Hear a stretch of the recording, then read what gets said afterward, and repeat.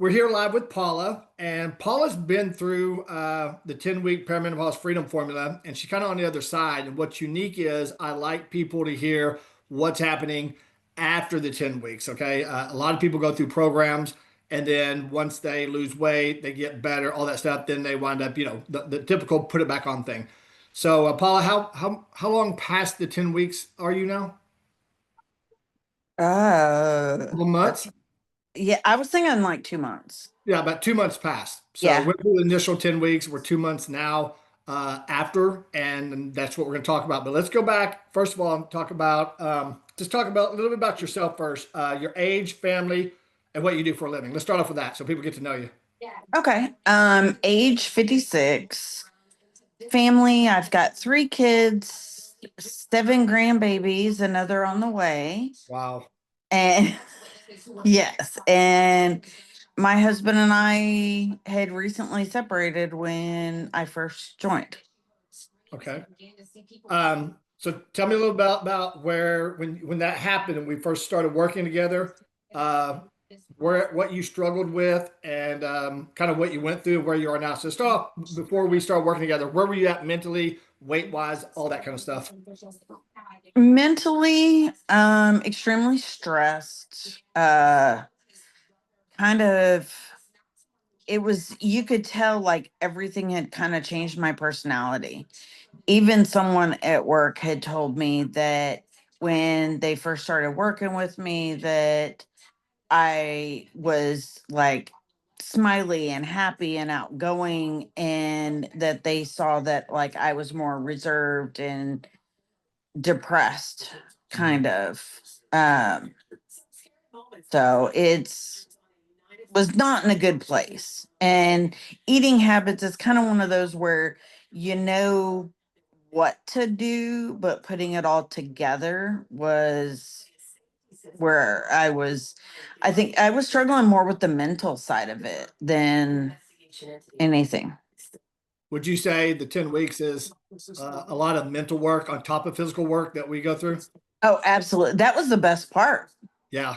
A lot of people, just see programs out there that are just about eat this, lose weight, and that's the end of it. That's working from the outside in. We work from the inside out, right? Exactly. And that's what I loved about your program. Yeah, beautiful. So tell me what you went through during the 10 weeks. Kind of, tell me a little bit from when we started, got your food dialed in by the way, were you eating foods that you love to eat that you picked out? Oh yeah. I mean, you gave a list and I picked out everything I like. Um, and then you just did your work behind the scenes and put it all together. And were you allowed to have things like butter, sour cream, ranch dressing? I mean, there was no limits on it, correct? No, not at all. Right. Well, And just people, like even like English muffins, you were like, oh no, you don't have to eat those all week. You can just have whatever you want. yeah, And like even bread, you were like, oh no, just whatever kind of bread you like. yeah. And it's got a name called Foods You Love, Nutrition System. So I didn't actually create that Mhm. name. One of my clients did. So beautiful, beautiful. Would you say during the process though, you worked through a lot of the mental issues that you had while in perimenopause and I mean, and all the belly fat and the weight, along with losing, you also were working through some mental stuff, some homework assignments I was giving you.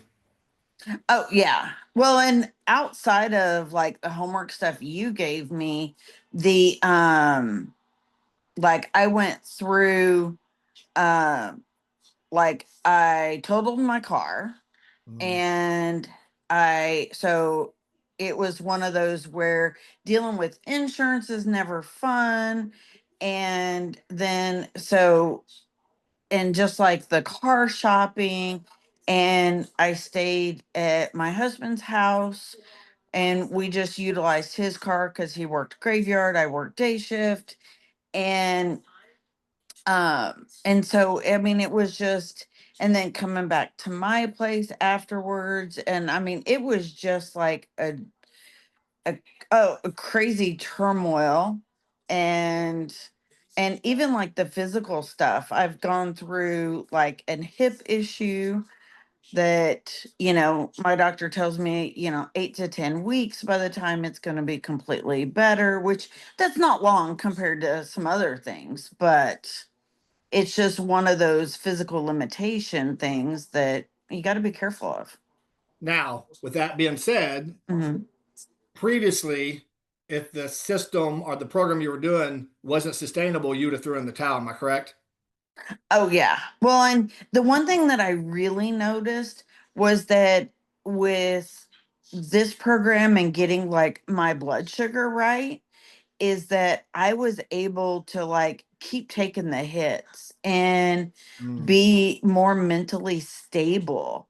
yes. And, it was almost like I kept smiling through it all. I'm like, I'm going to get through this.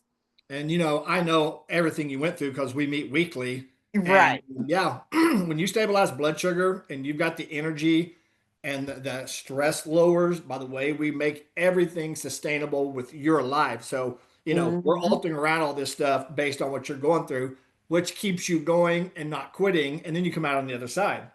Exactly. So, I want people to know, you didn't go through some easy 10 weeks, oh, life's good and everything just was rainbows and unicorns, right? The key part here is making it about you and maneuvering through those obstacles versus just here I am trying to get healthy again and everything coming at me and just throwing in the towel. Right. That Exactly. that approach doesn't work, especially if someone's telling you eat these foods, do this kind of crazy workout stuff. Nobody's going to do that, especially 40 and older. So, Right. let's go ahead. Oh, I was just going to say, and I'm really picky on foods. Yeah, Like, it's like onions, peppers, avocado, the things that like are in a bunch of like the health recipes, yeah, I don't care for. And so it was nice to not be told, oh, kind of suck it up and eat it. right. And so, yeah. That's a big myth out there. People think, there's diet food and there's overweight people food. And we talk about how that's not true. There's just basically nutritionally higher and lower value food. That's why I'm Mhm. able to put together a plan in the right portions for the individual for them to be able to lose weight even during estrogen decline, hormone imbalance, all that kind of stuff. Let's talk about what a lot of people like to hear about. There's more to it. We always talk about weight loss as a byproduct of this program. But how much did you lose? How much have you lost? I'm at 31 pounds. 31 pounds. And do you feel like it's sustainable? Like it's just not going to come back by the way everything works based on you and your life? Yeah, definitely. Okay. I mean, it's nice that like the metabolism boosting meal every 10 days, Hmm. like, I took my daughter's birthday is Friday, but last weekend we went out and we celebrated. So, and it was perfect that my metabolism boosting meal was on Sunday. I moved it up one day, but that just means I start over at the 10 days from there, and it saw no difference in my weight. I didn't even go up after the meal, and all it really was I ate popcorn at the movie. Yeah. And here's the big reason why. So people are confused, like, well, why didn't her weight go up? She's not carb sensitive. She's eating carbs in her menus. We're not doing low carb, zero carb, intermittent fasting. We're doing real food that she likes to eat in the right portions, dialed in for her and her lifestyle. And that makes it sustainable to where if she goes and has a donut, she's not going to gain any weight. Other than the metabolizing booster meal day, though, you have learned how to eat out with confidence. It's like, hey, you know what? I'm going to go to a restaurant tonight. I've educated you on how. Yeah, go do it. Right. Oh yeah. Well, Yeah. and like after the movie we went to Hideaway. She wanted pizza, Yeah. and so it was, and besides like the portion, like knowing what 5 ounces of beef looks like, and it's I ate one piece, and then I ended up having just like this little bitty sliver, and because I knew I couldn't eat another full piece. Yeah. because you're basically you're in the right portions. Your stomach's Yeah. surrounded that now, so it's become kind of a normal thing that 5 ounces or whatever I dialed up for you, does that. What's you talked about your mental aspect when you first started, and people were talking about you being happy and all that. What's changed mentally now on the other side? What do you mean on the other side? The past 10 Oh, weeks, past the 10 weeks? where you are today from where you started mentally, you talked about, Oh, and yeah. now where you are today. I'm dealing with like the stresses of just life. Right, Work is, dealing with the stress of that. I I know like before, like whenever I would get frustrated, I'm like, it's it feels different on the inside. mm, And the biggest one that I noticed is I have a 3.5 year old grandbaby that is on the uh like high functioning autistic. Um is and the biggest thing with him is dealing with controlling his emotion. And I noticed before the program that I had zero patience for him. right. It's like we would go out grocery shopping and I but now I'm like, come here, baby, give me a hug. And it's like I even told my daughter last weekend, I was like, I think he needs to come and spend the night with me. Yeah, that's good stuff. So You friends know, and fam so so friends and family are noticing changes. oh yeah. Yeah. Beautiful, beautiful. Would you tell the ladies out there? I would say in my career, the biggest, and you may relate to this, the biggest problem that women know they need help and they know that what they're doing isn't working anymore, especially if they're trying the stuff from the past, especially in this phase. Would you encourage them to raise their hand and just ask for help, even though it's scary? Oh, absolutely. Okay. And I always felt like I kept trying to tell myself, oh, just deal with it. You're just meant to be fat. Mm, Look at your family because, they're all overweight. And, it's like, this is my destiny. wow. And it's not. Yeah. There is a method out there that will work with women 40 and older in this phase that you actually can lose weight, mentally get better, and it's sustainable to do pretty much for the rest of your life. Yeah, So, exactly. and the 10-minute call that I always encourage people to get on, there's so many people out there getting people on calls and then they're trying to sell them.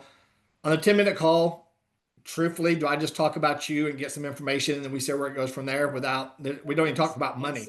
No, oh, no. Yeah. Mm-mm. I That's not genuinely, to, that's like the very last thing. yes. And that's because I want to make sure that, you're fit for what I had to offer and that, I'm a fit for you and all that. So I encourage people to understand that 10-minute call I always talk about. It's just a discovery call to find out what's going on with you, where you're at, where you want to go. And then we go to another call and dig in deeper about you and your life if we go that far. But, just getting the ball rolling and taking that step is always the scariest part. But I will say this, Paula. I am happy with what you've gone through and where you are now. And I see improvements every time we talk. There's improvements. Your participation's amazing on our Saturday group call with all the women coming together. And I just want to encourage women that are listening to her story. If you resonate with this, just private message me. Say, hey, I'd like to do a 10-minute call now that you know what it's about. It's just a call. We don't talk about money or anything. We just talk about you to see what's going on. So, hey, Paul, I appreciate you coming on doing this. I know it's a big deal sometimes to get out there and oh, everybody's going to watch this, but your story definitely is going to resonate with someone and help them move forward and raise their hand. So, thanks for being on. Thank you. See ya. Bye.